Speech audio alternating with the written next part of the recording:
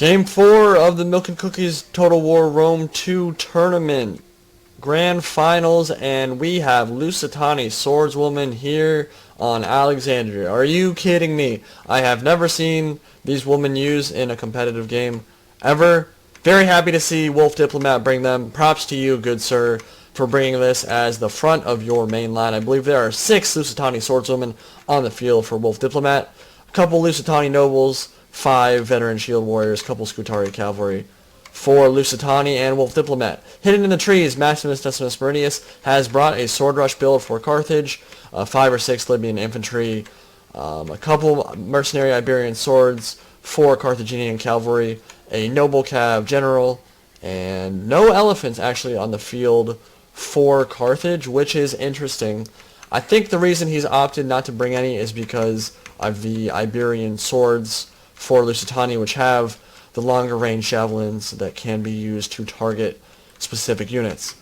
I think this is going to be a quick replay, and the reason I say that is because Lusitani is going to be going balls deep with this Sword Rush, running straight at Maximus, Decimus, Meridius. Now, interesting thing to note and to wonder about is whether Maximus will decide to kite with the 3 Mercenary Cretan Archers that he has brought. That's a lot of skirmishing power. As we all know, Lusitani, very low armored units. Even their high armored units only have like 55, 65. Not very high. And then a lot of the mid-tier and low-tier swords, like the Lusitani Swordswoman, 15 armor, and what I would assume is probably a tiny missile block chance on their shields. So, these women here, very brave, very awesome, super cheap, but going to get completely shredded by missile fire. So, what I'd like to see Maximus do this game, and we'll see if he does it, is kite and try to make this Lusitani Sword Rush get out of position. And when you're kiting a Sword Rush build like this,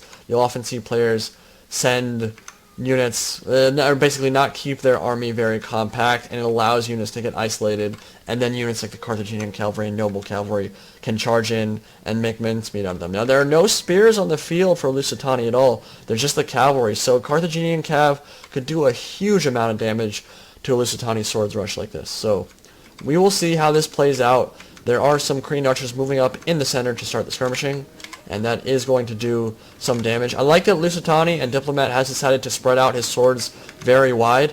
This is an important thing that probably newer players don't know about positioning in Rome 2, or any Total War game for that matter.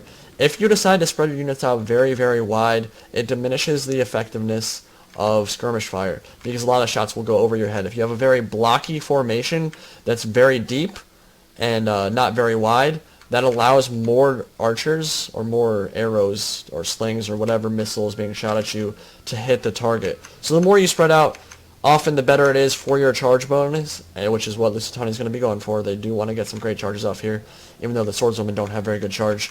And it's great for just reducing the effectiveness of missile fire. So, Scutari Cavalry going up the center. Got a little bit too close. They're going to take a lot of fire from the Cretans, and maybe some javelins there as well. Didn't take too much damage, actually. Only lost 4 or 5 men there. But the Sword Rush is coming real soon here, and we're probably going to have to put this into slow motion, because I think this fight will probably be over relatively quickly. So yeah, we're going to go into slow motion here. Focus fire on the Swordswoman. These are a meat shield unit. They're going to actually get charged up the center by Noble Cavalry. In last replay, I talked about sending expensive cav units up the center to blunt charge bonuses. In this case, I think this is a bad move. Noble Cavalry already down to 40 men. They went into a Lusitani Swordswoman, which have a charge bonus of 10. Blunting their charge, not important. This is your general unit, and he's at half strength already. That's a big issue. You can't be throwing your general away like that early in the battle. Even if he doesn't die there, your Noble Cavalry is a very important unit, and a Lusitani Swordswoman is not important. Blunting their charge, not important. So he spent a very expensive cav unit up the center there, got punished for it. Good use of Diplomat, or good job Diplomat there to do that much damage to the Noble Cavalry. I'm not sure he even meant to. A lot of that was just javelin throws. But yeah, that bonus versus large for the javelins did a lot of damage there. He could have lost a general there very, very easily. He didn't, but they're down to 23 men out of 60, so that's a pretty big deal. Out on the left flank, Scutari Cavalry, looking for a position to get around the flank, should be able to do that relatively easily. There are actually no units here except the Carthaginian Cavalry right there that will be able to block that. In the center, Lusitani nobles should be able to tear through Libyan infantry relatively easily. Swordswomen, who took all that skirmish fire, lost a ton of women there, but the silly thing here is that 11 men left, or 11 women left in the Lusitani swordswomen just routed. And they have, what is their base morale? 55 base morale. That's actually not terrible base morale. But still, I think that's a little wonky. I don't think that units that are low tier like that should be lasting that long in melee combat if you're down that far. Probably should waver and rout a little bit sooner. Melee fight, Libyan infantry all across the line. A pop shield wall. Veteran shield warriors going to try to cut through those. Relatively even fight. I like the chances of the veteran shield warriors, but not going to be a super easy fight. Both players using their Iberian swordswomen and their mercenary Iberian swordsmen in the back to throw their javelins, do some damage over the shields and over the backs of their own men. Javelin throw here from the swordsmen into the other Iberian swordsmen. And so far, I don't think this has shifted in either player's favor, except for the general having lost a lot of men at the beginning of that battle. So yeah, the general's actually still alive, but I'm going to put it back into fast motion, and we're going to watch some infantry combat. This is going to be a slugfest. Of course, literally like 14 or 15 swords on the field for Lusitani. And I think that the trump card here for Lusitani are going to be Lusitani nobles. They are going to be able to beat up any of these infantry units in melee combat 1v1. And yeah, they're up to 53 kills, only lost 5 men. If he keeps those safe, he's going to be in really good shape. General just got engaged with Scutari cavalry out on the flank. They can't run away anymore. There's nothing to protect this general unit. There's some Cretan archers, but there's more Lusitani swordswomen coming in. This general is going to die, and that's going to be really bad news for Carthage. Again, plenty of their troops are disciplined. Libyan infantry are disciplined, I believe. But it doesn't really matter. If your general is dead and there's all this cavalry coming in from behind, unless you're able to rout this main line of Lusitani very, very soon, you're going to be in big trouble. General for Lusitani has popped Battle Rhythm and Headhunt, which means they're going to start racking up kills. They're up to 81 damage right now, and you can see those kills just racking up. They were at 60 just a few seconds ago, now up to 100. Massive amounts of damage. They're wavering on the right flank and actually routing. He just broke that flank.